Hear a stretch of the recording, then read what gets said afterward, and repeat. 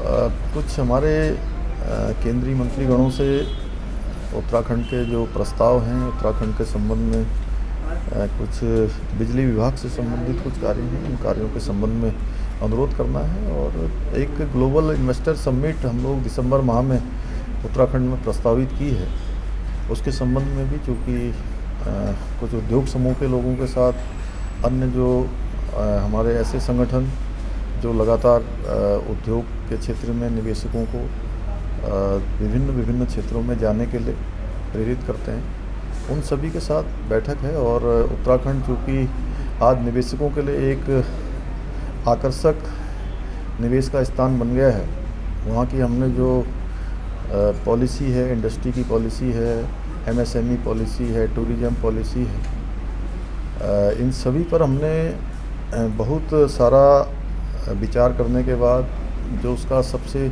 अच्छा रास्ता हो सकता है, सरल रास्ता हो सकता है, हाइड्रो की पॉलिसी है, सौर ऊर्जा की नीति है, उन सभी को हमने संशोधित भी किया है।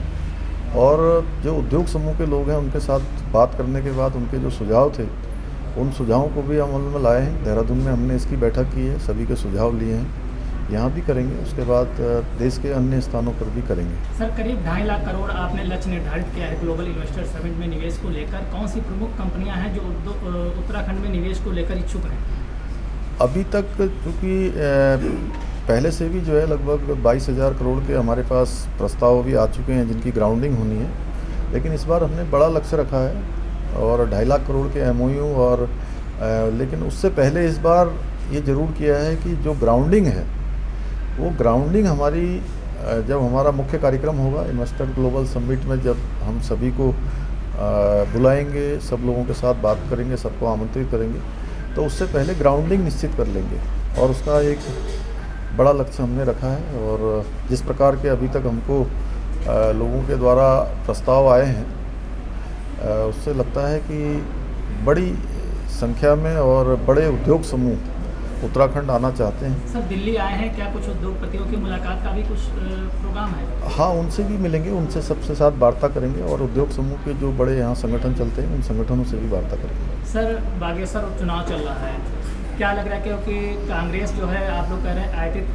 प्रत्याशी लाए हैं, क्या स्थिति लग रही है? कांग्रेस अपनी जीत के दावे कर रही है। देखिए, बागेश्वर का चुनाव चूँकि वहाँ से एक ऐसा चुनाव है जो असमय ही आ गया और चंदन रामदास जी जो वहाँ से 4 बार से लगातार वहाँ की जनता के आशीर्वाद से वहाँ काम करते रहे हैं, वहाँ की सेवा करते रहे हैं और उस क्षेत्र के दास बनकर उन्होंने हमेशा सेवा की है। उनका एक अपना व्यक्तित्व था, उन्होंने बहुत सारे कामों को वहाँ धरातल पर उतारा और बहुत सारे काम भविष्य के लिए प्रस्तावित किए थे। उन सभी को हम लोगों ने जो भी काम उनके समय के प्रस्तावित थे, उन सभी कामों पर स्वीकृतियाँ भी प्रदान की हैं, कामों को आगे भी बढ़ाया है।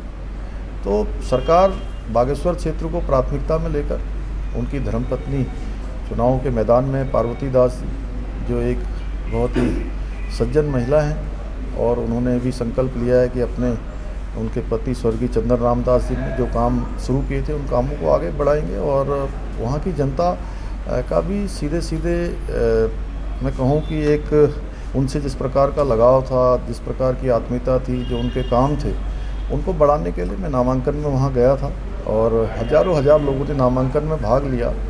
अनेकों लोग दूसरी पार्टियों से भारतीय जनता पार्टी में शामिल हो रहे हैं, इसलिए मुकाबले जैसी कोई चीज़ नहीं है, क्योंकि लोग विकास के लिए, बागेश्वर के विकास के लिए, उत्तराखंड के विकास के लिए भारतीय जनता पार्टी को वोट देंगे। और जितने भी चुनाव हुए सभी चुनावों में जनता ने हमको आशीर्वाद दिया है, इस चुनाव में भी बड़ी जीत हमारी होगी। सर, अंतिम सवाल है, उत्तराखंड आपदा से ग्रसित है, तमाम नुकसान हुआ, क्या केंद्र सरकार के विभिन्न विभागों से कुछ मदद का अनुरोध करेगा? साथ ही अतिक्रमण विरोधी अभियान चल रहा था जो ठंडा पड़ गया है, पिछले दिनों आपने निर्देश भी दिया अफसरों से, क्या वो फिर से शुरू होगा?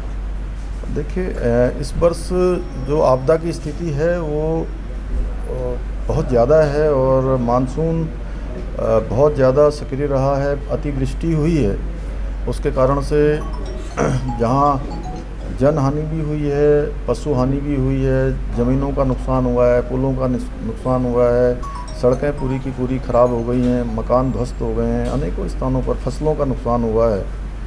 तो केंद्र से हम लोगों ने अनुरोध किया था, केंद्र की टीम वहाँ आई है, वो सारा आकलन कर रही है और अभी तो ये है कि चूँकि आपदा जितनी आ गई है उसको रोका तो नहीं जा सकता था, लेकिन उसके असर को कैसे कम कर पाएँ इस पर हम लोग लगातार काम कर रहे हैं। जो प्रभावित आपदा से लोग हैं उनके बीच में जाकर उनके लिए सामान्य स्थिति कैसे बने उस पर काम हो रहा है।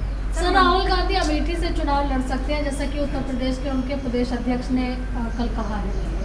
वो पिछली बार भी चुनाव अमेठी से लड़े थे और उसका परिणाम देखा था, इसलिए मैं समझता हूँ कि अब वो ऐसी गलती नहीं करेंगे। धन्यवाद। शुक्रिया सर। Thank you